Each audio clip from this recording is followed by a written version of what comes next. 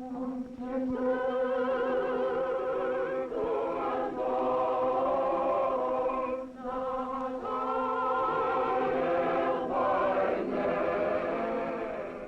Armenians throughout the world are observing the 50th anniversary of the wholesale massacre of 1,500,000 innocent people in Turkey in 1915. That was the declaration of the Foreign Minister of Cyprus, Spiros Kyprianou, before the General Assembly on January the 25th, 1965. The Commemorative Committee on the 50th anniversary of the Turkish genocide of the Armenians requests you to stand and observe a minute of silence in memory of the Armenians massacred in 1915. Zohrab, Agnuni, Zartarian, Sevak, Parserian, Vartkes, Varujan, Khajak, Aram Ashod, Vramian, Siamanto.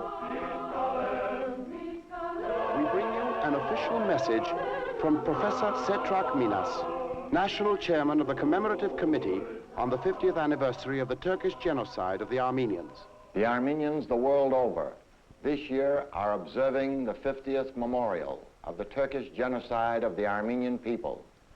In 1915, the Turkish government began the planned extermination of the Armenian people, the first mass murder in modern times. The sporadic pillage and murder of Armenians for countless generations under the sultans culminated in the premeditated and systematic murder of the Armenian population in 1915 in an attempt to eliminate permanently the question of the reestablishment of the Armenian political sovereignty. From the files of the Turkish government, a cipher telegram dated February 27, 1916, from the War Office, directed to all commanding officers of the Army, reveals and summarizes the plans to exterminate the Armenian people.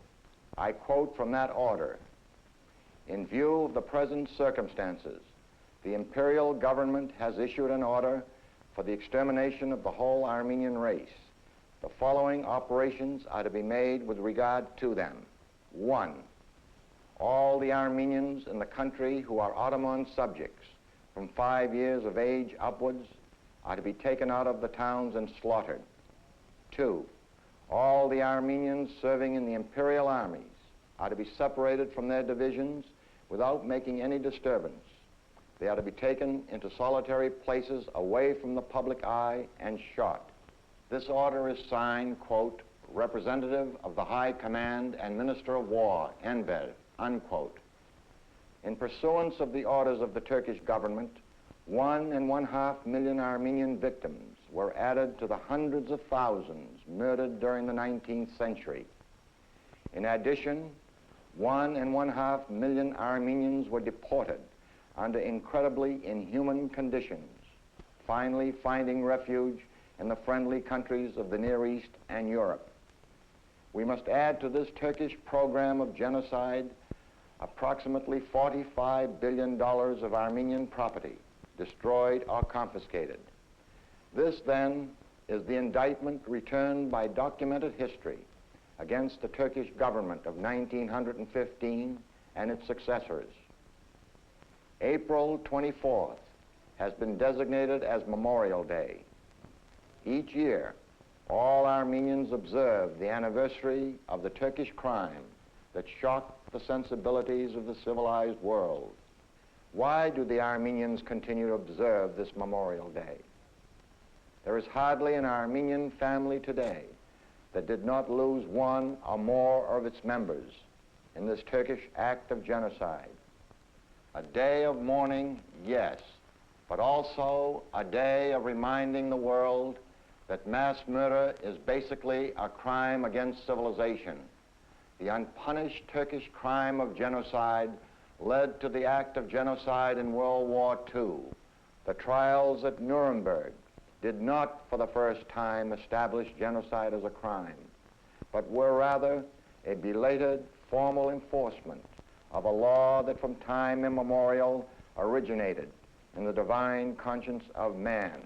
It was the stirring of this divine conscience in Solomon Telelyan, who had lived through the Turkish act of genocide and had witnessed the mass murder of his people, that led him to Berlin in the early 1920s to kill Talat Pasha, the architect of the genocide of the Armenians.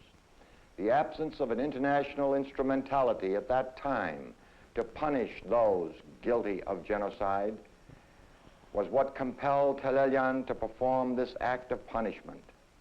The German court that set him free tacitly decreed that genocide is a punishable crime.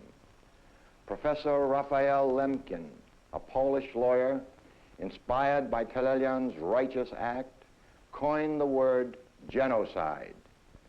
In 1948, the United Nations adopted the Convention of Genocide. This is the day the Armenians remind the civilized world that Armenian rights remain on the agenda of unfinished business. Now that the United Nations has adopted the Convention of Genocide, the Armenians urge that equal justice be extended to them. The Armenian civilization of 2,500 years demands equal justice under the law. The right to be indemnified for injury, the right of self-determination, and the right to be free are rights that belong to all peoples. The Armenian, as a member of the world community, denies the right of any nation or group of nations to withhold or to barter away those inalienable rights. There can be no segregation of peoples in the application of human rights. The Armenian observes this Memorial Day, particularly this 50th anniversary of Turkey's act of genocide, to remind the civilized nations that the world community will endure in peace either as an integrated society with equal rights for all, or will suffer and perish as a segregated and divided community. In 1946, the General Assembly of the United Nations received a request for the drafting of a convention on genocide.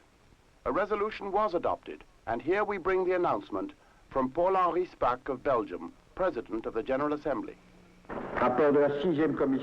Genocide is a denial of the right of existence of entire human groups, as homicide is a denial of the right to live of individual human beings.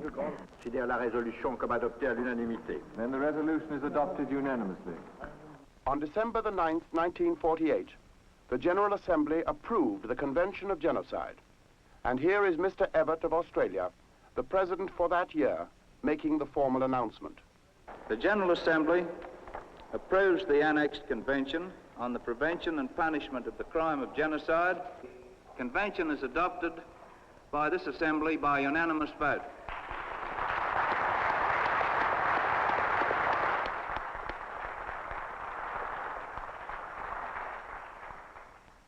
The United Nations was silent.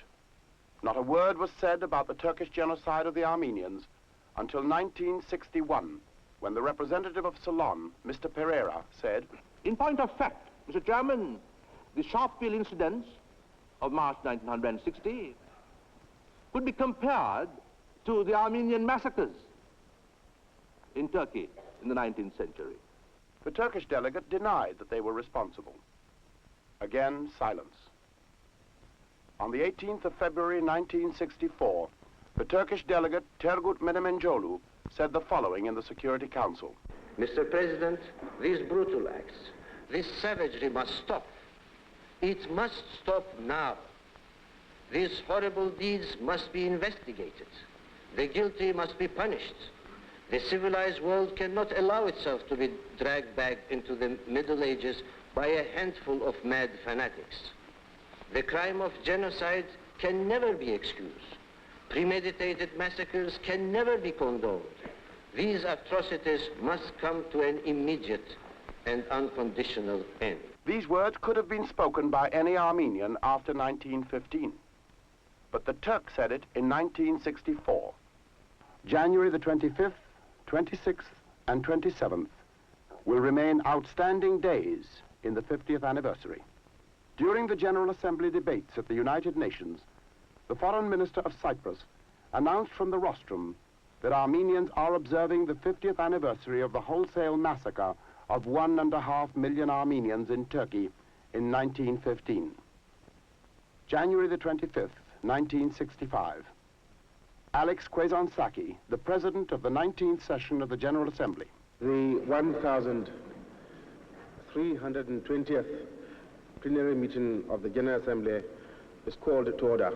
The next speaker is the Minister for Foreign Affairs of Turkey. I invite His Excellency to address the Assembly. Monsieur le Président, in the United Nations, which has undertaken the noble task of preserving peace in the world, of preventing aggression, of settling peacefully and with justice international conflicts, of safeguarding human dignity and creating universal respect for the fundamental rights of man, there can be no justification for a policy of imperialism, for armed aggression, for the violation of treaties, or for recourse to violence and massacre for the purpose of achieving specific political objectives. The conscience of man cannot tolerate an attempt to destroy a whole community, trampling underfoot the most sacred human rights. The next speaker in exercise of his right of reply is the distinguished Foreign Minister of Cyprus. The Foreign Minister of Turkey spoke twice of massacres. As I said at the beginning, I did not intend to touch upon this subject. There were people killed in Cyprus, yes. People killed in the fighting which was the result of the plans of the Turkish government for partition of the country. There were people killed, both Greeks and Turks. And we have always expressed our deep and sincere regret as the responsible government of that country for the loss of life on both sides. Yet, on no occasion have I ever heard any Turkish representative expressing any regret for the loss of life of so many Greeks in Cyprus, in the fighting. Nor did I hear any regret on the part of any Turkish representative for the loss of life in the bombings by the Turkish Air Force of Cyprus, the bombings of helpless, innocent civilian populations, women, children, who have been maimed and murdered and killed with napalm incendiary bombs bearing the mark of NATO. I haven't heard any statement to this effect. Mr. President, I'm obliged because the subject has come up, and one has to think also of people who have not been thought by others. I'm obliged in this respect to point out that only this year, the Armenians throughout the world are observing the 50th anniversary of the wholesale massacre of 1,500,000 innocent people in Turkey in 1915. January 26th, 1965. The 1322nd plenary meeting of the General Assembly is called to order. In exercise of his right of reply, I give the floor to the distinguished representative of Turkey. In a desperate attempt to denigrate Turkey, Foreign Minister Kyprianou took the trouble to go back to certain massacres alleged to have been committed by Turks in the past. Perhaps I should quote briefly from the celebrated historian Arnold Toynbee's book entitled The Western Question in Greece and Turkey. January 27th, 1965. The 1324th plenary meeting of the General Assembly is called to order. The next speaker is the distinguished Foreign Minister of Cyprus. The representative of Turkey spoke again of massacres. I was not the first one who raised this question of massacres, and as I said, I wanted to avoid it. I was forced the other day to refer to the Armenian massacres, which the representative of Turkey, yesterday called alleged massacres. He himself, in order to strengthen his own position, he made a reference to a book by Arnold Toynbee. I would advise him to read all the work of Arnold Toynbee, and he will read there about the massacres of the Armenians and many other things indeed that I'm sure he won't like. And now, let us hear directly from Professor Arnold Toynbee, the famous British historian who gave the following statement to the Commemorative Committee. In 1916, I was working for Lord Bryce in England during the First World War on a compilation of documents about the deportations of the Armenians from northeastern Anatolia in 1915. It was an unhappy, a very sad thing.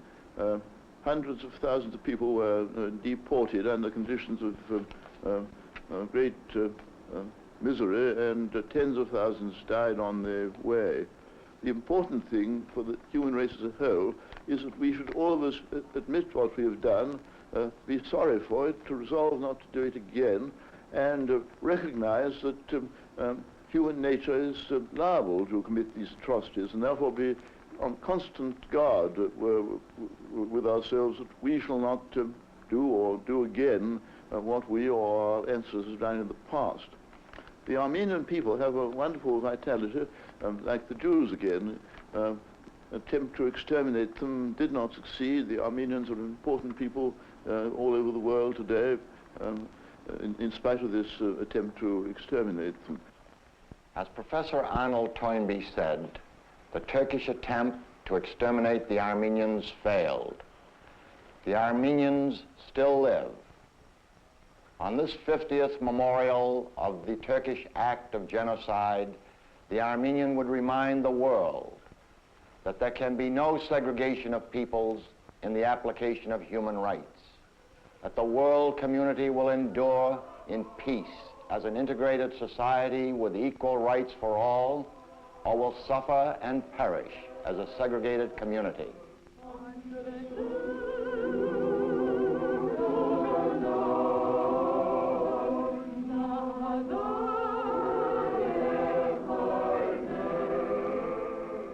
The program is produced for the Commemorative Committee on the 50th anniversary of the Turkish genocide of the Armenians by Levon Keshishian.